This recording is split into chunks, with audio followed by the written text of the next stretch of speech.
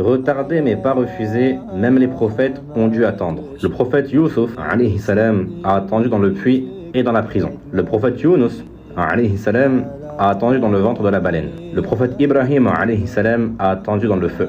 Il y a des personnes qui sont impatientes vis-à-vis de leurs invocations et c'est un comportement qu'il ne faut surtout pas adopter. Allah subhanahu wa ta'ala dans le Coran nous dit وَقَالَ رَبُّكُمُ ادْعُونِي أَسْتَجِبْ لَكُمْ. Et votre Seigneur a dit invoquez-moi, je vous répondrai. L'invocation, c'est un droit qui est exclusif à Allah, c'est un acte d'adoration. Et Allah subhanahu wa ta'ala, il se peut qu'il retarde ton invocation comme pour plusieurs raisons.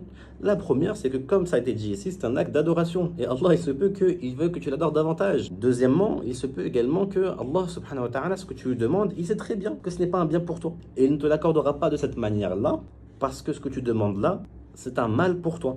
Il peut t'accorder une chose qui est meilleure que ce que tu demandes. Et le messager alayhi salatu wa salam nous a dit que Allah subhanahu wa ta'ala accorde l'invocation de son serviteur à condition que celui-ci ne dise pas j'ai tellement invoqué mais Allah ne m'a pas exaucé et qu'il désespère de la réponse d'Allah et qu'il arrête donc d'invoquer. Il se peut également que Allah exauce son invocation de par le fait qu'il va t'enlever un malheur qui t'était destiné. Et il se peut aussi que Allah subhanahu wa ta'ala garde ton invocation de côté afin de te la réserver pour le compte de tes bonnes œuvres le jour du jugement et que toutes les invocations que tu as faites qui n'ont pas été réalisées ici-bas compteront comme bonnes œuvres le jour du jugement et tout le monde préférera ceci le jour du jugement plutôt que son invocation soit exaucée ici-bas lorsqu'ils verront ceci dans la balance de leurs bonnes œuvres. Maintenant, il y a aussi des causes qui peuvent mener au retard, voire au non-accomplissement de ton invocation. Le messager alayhi salatu wa salam nous a mis en garde contre celui qui se nourrit de l'illicite, donc sa nourriture, sa boisson, ses vêtements sont illicites. Comment une telle personne pourrait-elle être exaucée auprès d'Allah alors qu'il demande auprès d'Allah?